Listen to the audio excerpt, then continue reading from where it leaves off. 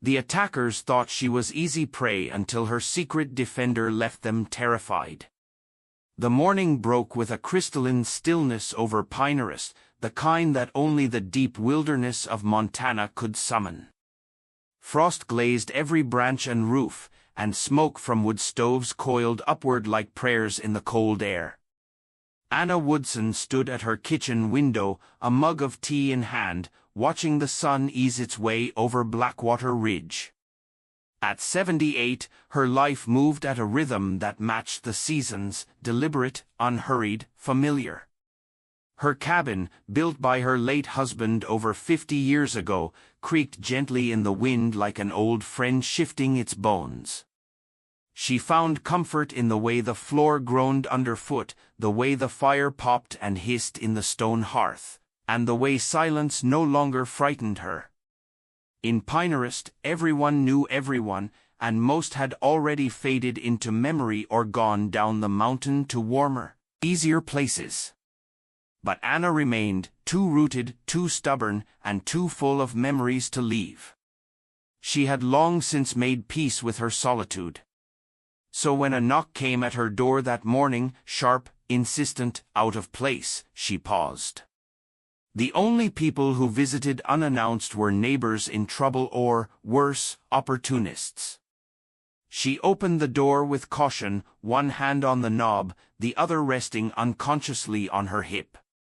There, framed by the brittle light of morning, stood Jack Turner. Jack was well known in Pinehurst, not for kindness or community spirit, but for his reputation as a hunter with more ego than ethics. He wore his usual camouflage jacket, a knife strapped to his thigh, and a smug expression that didn't quite reach his eyes. But what drew Anna's gaze wasn't Jack, it was what he held in his arms, a small, trembling creature wrapped in a worn plaid towel. "I found him near the ridge," Jack said, tilting his head toward the bundle. "Mama must have been killed. Some kind of rare cub, maybe exotic. Can't say I've ever seen one quite like him." Anna frowned and leaned closer. The animal was tiny, no bigger than a house cat, with thick tawny fur that shimmered gold where the sun hit it. His ears were rounded, his snout short, and his amber eyes blinked up at her with slow, uncertain curiosity. Her breath caught. There was something in those eyes, something not wild, not yet. "He needs care," Jack added, rocking the creature gently in his arms. "I'm not the caregiving type. Thought maybe you'd want him. $200 or $300, and he's yours." Anna stared at him. "That's half my check, Jack."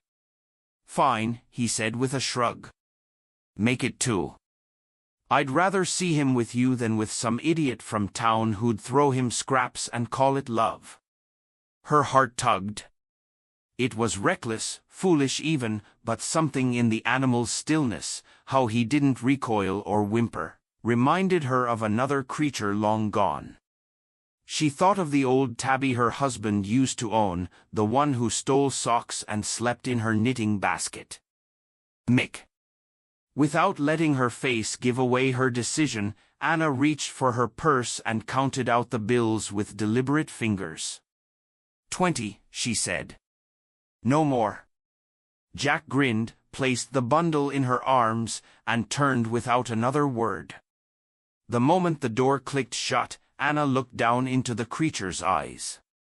"You're not just any cub," she murmured. "You're someone, aren't you?" She named him Mick after the cat. It seemed fitting. At first, he was clumsy and quiet, hiding beneath the coffee table or curling near the warmth of the stove. She fashioned a bed from an old laundry basket, but he preferred her worn slippers and the rag rug beside her chair. He ate little at first, cooked chicken, soft bread, scrambled eggs, but within a week he was demanding raw meat. His appetite grew as quickly as his limbs.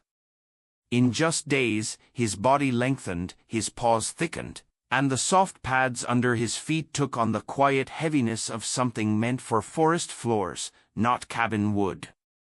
Still, he was gentle. When she tripped near the porch stairs, it was Mick who trotted over, pressed his furry side against her until she could rise. When her joints flared on cold nights, he lay beside her like a breathing hot water bottle, his head resting on her knee. He watched her with those same amber eyes, never blinking long, never wandering far. Anna talked to him like she would to an old friend, and sometimes she thought he understood. "It's not the craziest thing I've done," she told him once while slicing venison. "That would be marrying your namesake after only 2 months of courting." Mick licked his paw and blinked at her as if to say he approved. It was nearly 6 weeks later when Maria arrived. The sound of her tires crunching on gravel was the only warning Anna got before her granddaughter burst through the front door, all windblown hair and teacher's urgency. "Grandma, you forgot to answer your phone again." "I've been trying to." She froze mid-step. Mick, now nearly waist-high and watching from the kitchen, didn't move. Maria did. "Jesus," she breathed. "Grandma, what is that?" "That's Mick," Anna replied calmly, wiping her hands on a dish towel. "He's a cub, or was. Growing fast." "That's not a cub. That's a black bear." Anna shook her head, half amused. "He's not wild. He knows me." "Grandma," Maria stepped forward, then froze as Mick padded closer, sniffing her boots but never growling, never raising a paw. "He's tame," Anna said. "He's never hurt me, not once." Maria looked at her, stunned. "You can't keep a black bear in your house. It's illegal. It's dangerous." "He's not dangerous to me." "He will be," Maria whispered. "Not by choice, by instinct." Anna's face softened, and for the first time, Maria saw the weight of age in her expression.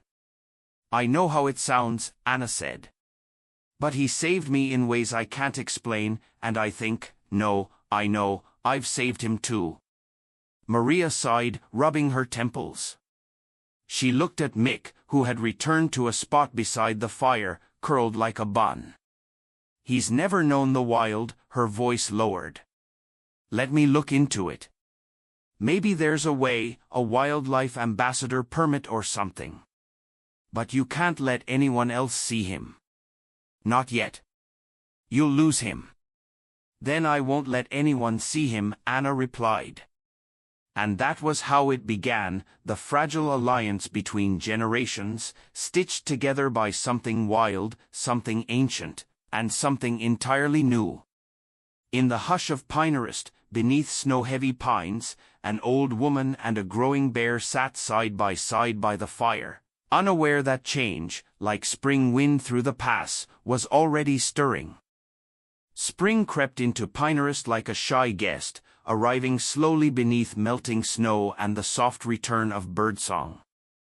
The long white hush of winter gave way to the drip-drip of thawing eaves, the murmurs of creeks breaking free from their icy prisons, and the scent of pine sap warmed by tentative sun. Anna felt the change deep in her bones. Each year the season returned, but this time it came with a different kind of awakening, one wrapped in fur and instinct, slumber and mystery. Mick was no longer a cub. His limbs had lengthened, his gait now powerful and deliberate. His coat was a lustrous sheen of dark brown, threaded with golden undertones that caught the light like sun on river stones.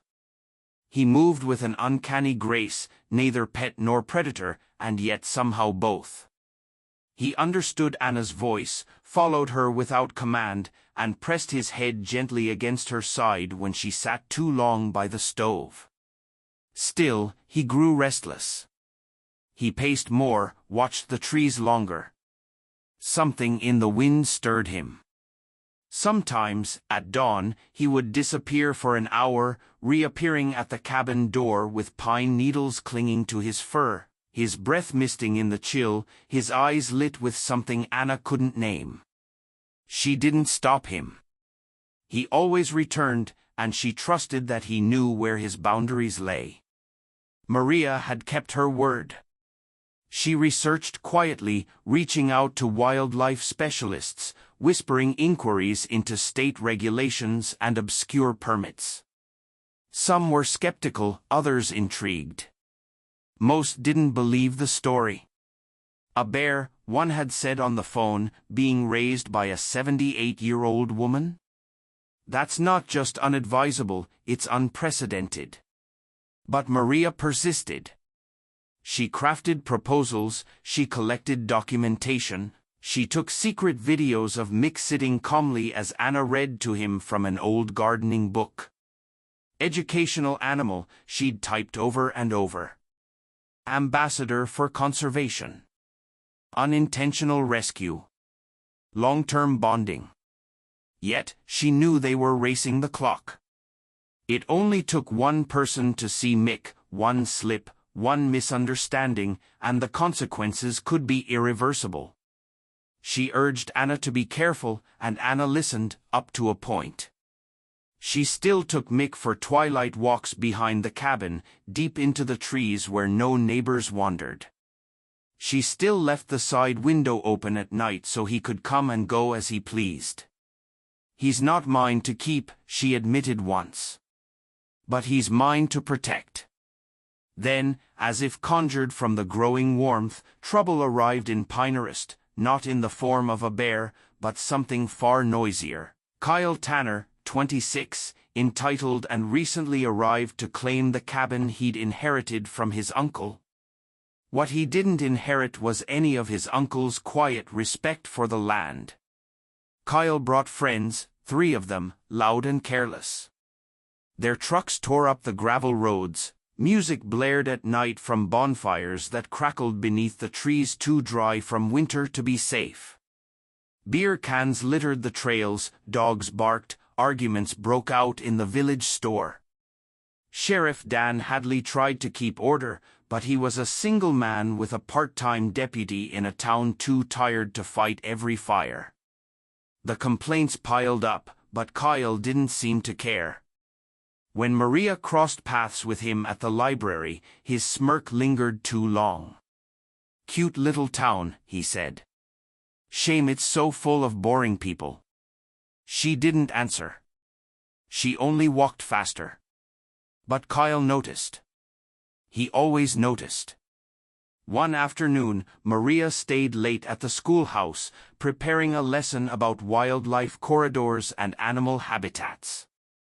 She packed up just before sunset, pulling on her jacket as the sky turned soft with golden-pink hues. The path home led through the park, a gentle trail flanked by young firs and benches carved with the names of donors long gone. She walked it often, trusted it. This time, it betrayed her. Kyle and 2 of his friends stepped out from behind the trail sign. Their laughter was low and unpleasant. "Evening, Teach," Kyle said, stepping into her path. His eyes were glassy. "Going somewhere?" Maria stopped. "Out of the way, Kyle." "Or what?" he said, spreading his arms. "You going to call the sheriff again? That guy couldn't catch a cold?" One of the others laughed, stepping closer. Maria's heart began to pound. The trail was empty. The sun was dipping fast. She gripped her bag tighter and turned to walk back the way she came, but the 3rd man stepped behind her. "Don't," she said, her voice trembling. They smiled, and then the woods behind them exploded. A roar shattered the air, low, deep, and primal, like the mountain itself had spoken. The men froze. From the underbrush burst a blur of motion, fur, claws, teeth, and fury. Mick reared up, taller now than any of them. His mouth opened in a snarl that left no room for doubt. His amber eyes locked on Kyle. He stepped forward, paw hitting the ground with a thud that echoed like a drum. Kyle scrambled back. "It's a Jesus, it's a bear," one of them screamed. They bolted, crashing through the trees like spooked deer, shouts fading into the distance. Maria stood trembling. Mick turned to her, his breathing heavy. He stepped closer, his massive head lowering until it pressed gently against her shoulder. She wrapped her arms around his neck and cried into his fur. "You followed me," she whispered. "You found me." They walked home together in silence, the sun dipping behind the ridge, shadows stretching long over the forest floor. Anna was waiting on the porch, and when she saw them, she knew. She didn't need words. She saw it in Maria's face, in the way Mick walked beside her like a sentinel. That night, there were no more secrets. The next morning, Sheriff Dan Hadley came by. He stood on the porch, hat in hand, looking tired but resolute. "Heard what happened in the park," he said. "Kyle's story got around." Anna nodded. "It's true. He says it was a bear, says it attacked them." "He didn't attack," Maria said firmly. "He protected me." Dan looked at the great creature lying peacefully beneath the porch swing. Mick blinked at him, silent and still. "That bear is not the problem," Dan said at last. "The problem is people like Hill. But law is the law. If word spreads—" "We're working on a permit," Maria said quickly. "An ambassador animal for conservation education. He's been raised since infancy. He's gentle. We have video, notes, witnesses." Dan exhaled. "Then work fast. Because if Fish and Game gets wind of this before the papers are in order, it won't matter how sweet that bear is." He turned to Anna. "You've kept this town safe more times than I can count. You've earned some grace, but we need to do this right." Anna reached down and ran her fingers through Mick's fur. "We will," she said. "He's not just my bear. He's Pinerist's now." In that moment, they all understood something deeper, that sometimes the guardians we need aren't the ones who walk on two legs, and that family doesn't end at blood or species. Sometimes it begins with a knock on the door, a foolish choice, and the kind of love that asks for nothing in return. The weeks that followed shifted the heartbeat of Pinerist in ways no one could have predicted. Mick, now impossible to mistake for anything but what he was, a North American black bear in his adolescent prime, became the unspoken myth of the village, half-whispered in grocery aisles and murmured over mugs of black coffee at the general store. Yet, the people of Pinerist, shaped by harsh winters and a quiet respect for all things wild, responded not with outrage but with cautious reverence. Stories spread faster than facts. The children were the first to believe, because belief comes easily when you're young and the world still holds magic. They told tales of a golden-eyed guardian who patrolled the woods, who watched over hikers and scared off mountain lions. They said he had a name, and those who were kind could whisper it into the trees and feel safer, even in the deep shadows of dusk. Maria leaned into the tide of wonder, not to deceive but to protect. She and Anna worked late into the night, piecing together every requirement for the wildlife ambassador permit, documenting Mick's behavior, his growth, his daily routines. They filmed him responding to Anna's soft-spoken cues, sitting beside her as she read from worn pages, pawing gently at her lap when she paused. They captured footage of him at rest, breathing slow and steady like a child in slumber, his great frame curled at the hearth. She interviewed townsfolk, gathering testimony from those who had seen him or heard the story of how he defended Maria. Each account was laced not with fear but with awe. Sheriff Hadley provided a signed letter of support. "He's not a menace," it read in careful script. "He's a presence, and sometimes a presence is exactly what a town needs." Even old Hank Donner, who hadn't spoken more than 5 words to anyone in years, walked into the library one morning, set a small envelope on the counter, and left without a word. Inside was a photo, yellowed with time, of a much younger Hank beside a bear cub at a wildlife station. A note was scrawled on the back: "They know more than we give them credit for." Still, the air held tension. Kyle Tanner and his friends hadn't returned to town since the incident, but their presence lingered like a bruise beneath the skin of the village. There were murmurs that Kyle was trying to stir attention online, posting half-truths and grainy footage that showed nothing but forest shadows and trembling hands. Maria found one video with the title "Small Town Harbors Wild Bears Pet Danger to a Community." It had a few hundred views, nothing viral, but it made her blood run cold. "We're running out of time," she told Anna one morning as she sorted through permit applications and legal forms spread across the kitchen table. "If someone from the state gets spooked, they'll send agents, and they won't care how well-behaved he is." Anna didn't answer right away. She was stirring a pot of stew, her hand moving slow, thoughtful. Mick lay by the back door, his head resting on his paws, eyes half closed but listening. "He's not a danger," Anna said at last. "He's a soul. That's the difference. And I'll be damned if some clipboard-wielding stranger tells me he's nothing more than a wild animal." Maria knew better than to argue. The truth lived in that cabin, in the way Mick nuzzled on his shoulder when she dozed off in the chair, in the way he pressed his massive body between Maria and danger without hesitation, in the way the house no longer felt like a place waiting for time to pass but a home filled with quiet purpose. The permit, when it finally came, arrived in a plain envelope with the state seal in the corner. Maria tore it open on the porch while Anna watched with unreadable eyes. The words were there, black on white: "Educational animal permit granted for one North American black bear named Mick, under the custodianship of Anna Woodson and Maria Reyes, effective immediately." Anna smiled faintly. "About time," she said. But Maria saw the glisten in her eyes. With the permit came responsibility and visibility. Mick's presence could no longer remain a secret, which meant careful planning, training sessions, and controlled interactions.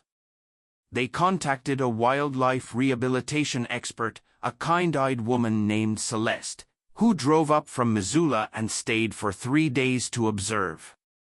She watched Mick move through the woods like a silent shadow, returning only when Anna whistled the tune she always hummed while shelling peas. Celeste took notes, asked questions, and finally sat by the fire one evening and said, "He's a miracle, and miracles need guardians." It was decided that Mick would make his first public appearance at the Pinehurst Elementary Spring Fair, an event that had once been little more than lemonade stands and prize baking contests but now carried an air of hushed excitement. Flyers went up quietly, marked with simple words: "Learning from nature, a visit from Mick the bear." The day arrived, soft and sunny, with wildflowers nodding in the breeze. The schoolyard bustled with laughter, the scent of kettle corn and barbecue wafting through the air. Children darted between booths, their eyes shining with anticipation. A roped-off area had been set up beneath the old cottonwoods, a patch of shaded earth where Anna sat in her rocking chair. A broad sun had perched on her head. Mick stood nearby, calm, his size awe-inspiring, but his demeanor as gentle as ever. Maria spoke to the gathered crowd. She told Mick's story not as a tale of recklessness but of compassion, a choice made not in ignorance but in hope.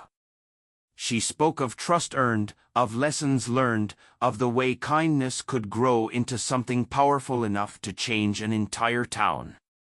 The children were entranced. One little girl stepped forward, eyes wide, and held out a drawing. crayon-sketched trees, a cabin, and a golden-eyed bear standing beside an old woman.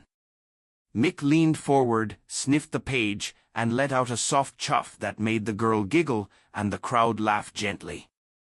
From that day on, Mick became more than a curiosity, he became a symbol of Pinehurst, the heart of its resilience, and the bridge between wild and human that could exist if built with care. People who had once scoffed at Anna's decision began to drop by the cabin with questions, with fruit, with poems left on the porch. Tourists heard whispers and asked cautiously, "Is it true? Do you really have a bear?" And if Anna trusted them, she'd smile and say, "He's not mine, but he's part of us." Kyle Tanner never returned. Rumor had it he tried to sell his property and left town, claiming Pinehurst had gone full Twilight Zone, but the town didn't mind. The nights felt safer, the woods quieter, and every now and then, hikers would swear they saw something golden watching them from the trees, only to find themselves strangely unafraid. On her porch one evening, as twilight spilled lilac and gold across the sky, Anna sat with Mick at her feet and Maria beside her. The air was cool and sweet, carrying the scent of pine and faraway thunder. "You think they'll believe it?" Anna asked. "That we raised a bear and the town didn't fall apart?" Maria smiled, resting her head on her grandmother's shoulder.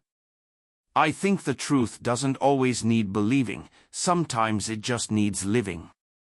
Mick rumbled low in his chest, a contented sound that felt like home, and in that moment, with the forest humming its ancient lullaby and the stars waiting patiently to rise, Pinehurst exhaled its heartbeat, slow, steady, and full of peace.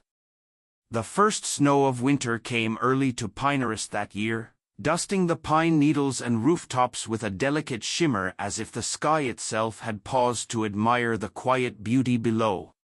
The cabin, at the edge of the village, once weathered and lonely, now seemed wrapped in warmth despite the cold, a place not just lived in, but deeply loved. Inside, the fireplace crackled with a steady rhythm, casting golden light on the floor where Mick lay, curled. His massive frame rose and fell with each slow breath. His fur had darkened over the months but still gleamed with faint threads of gold, especially when the firelight caught just right. Anna sat in her rocking chair, a knit blanket over her knees, her hands idle in her lap, not from weariness, but from contentment. She watched the snow fall through the window, every flake a soft echo of the life she now lived, a life that just a year ago had been so still. She could hear her own heartbeat breaking, but not anymore. Mick stirred, raising his head as Maria entered, cheeks flushed from the cold, a scarf looped around her neck, and snow melting on her boots. She carried a stack of papers under one arm and a smile that bloomed the moment she saw the two of them by the fire. "You've got another invitation," she said, holding out the envelope. "Missoula Science Center this time. They want to feature Mick in their Living with Wildlife series." Anna chuckled softly. "He's going to need a manager soon. You taking applications?" Maria grinned as she sat cross-legged on the rug beside Mick, who immediately stretched out one paw toward her in a lazy, familiar gesture. "He already has one. He just pays in nose boops and muddy footprints." Mick let out a soft huff, the sound Anna had come to recognize as a kind of bear laughter, and rested his chin gently on Maria's lap. In the months since his permit was approved, Mick had become something rare, both legend and reality. Schoolchildren sent letters addressed simply to Mick the Bear, Pinehurst, and somehow they all found their way to the cabin. Environmentalists and biologists reached out, some skeptical, some awestruck, all curious. How had a wild animal come to live not only among humans but alongside them? Not in fear or submission, but in harmony.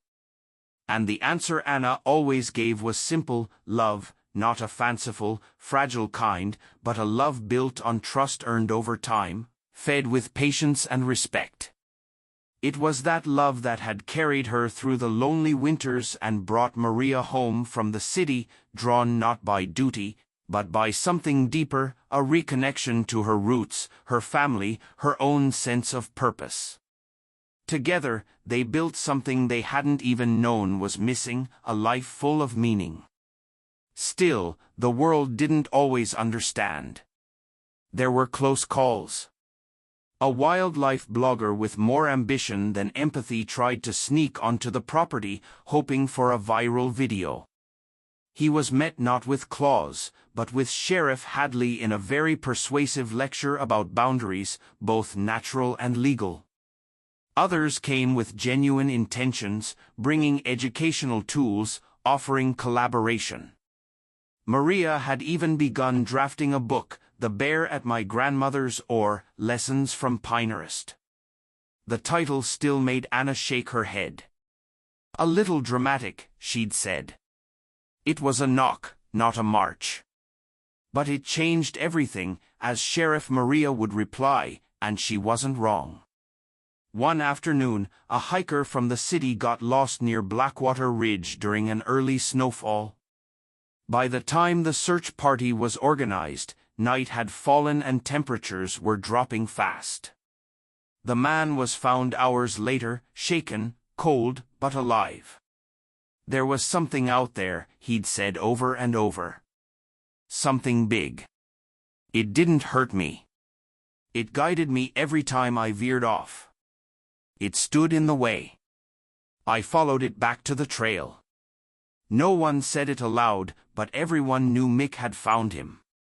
After that, stories flourished like frost on windows, whispers of a bear who watched over the forest, who stood between danger and the lost, who lived with the old woman who never left Pinehurst. The legend became a comfort, not a threat. Children waved at the woods when they passed. Locals left apples and squash near the treeline in thanks. It was as if the whole town had entered into a pact, protect what protects us. As Anna neared her 80th birthday, Maria suggested a celebration. Nothing big, she promised, already drafting a list of guests, just the people who mattered. Some cider, maybe a cake shaped like a bear. Only if it doesn't scare Mick, Anna said, laughing. The day came, clear and cold, with sunlight dancing on the snowbanks. The cabin buzzed with life, neighbors, old friends, even Sheriff Hadley with his wife and grandkids.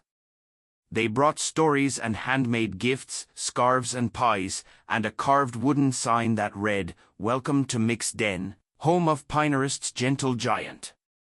Mick, ever the center of attention, tolerated the gathering with dignified patience.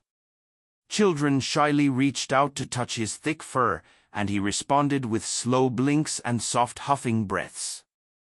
When one toddler lost her mitten, Mick gently nudged it back to her with his nose, causing the whole crowd to erupt in laughter and applause. As the sun dipped behind the trees and the guests filtered away, Maria stood beside Anna on the porch, both wrapped in blankets, warm mugs in their hands. "You ever think about how it all started?" Maria asked, her voice soft. Anna smiled, watching Mick roam the edge of the clearing, his great frame outlined in gold. "Every day," she said. "One knock, one choice, and everything changed." Maria looked at her. "Do you regret it, taking him in?" Anna's eyes glistened, but her voice was steady. "Not for a second. He gave me more than I could have ever given him." She paused, then added, "And he brought you back. That's a gift I'll never stop being grateful for." They stood in silence a while longer, listening to the wind in the trees as the slow crunch of Mick's steps in the snow filled the air. Finally, Maria whispered, "Sometimes the ones we think need saving." Anna nodded. "End up saving us." The stars began to prick the sky, one by one, and Mick returned to the porch, settling down beside Anna's chair with a deep, contented sigh. She reached down and stroked his fur, fingers brushing the place just behind his ear where he liked to be scratched. "You hear that, Mick?" she said, her voice low and full of affection. "You did good, my boy. You did real good." And in the hush of that quiet winter night, with the forest listening and the cabin aglow, the bear who had once been a trembling bundle in a plaid towel closed his eyes and rested, not just at her feet, but in the very heart of Pinehurst, where he belonged.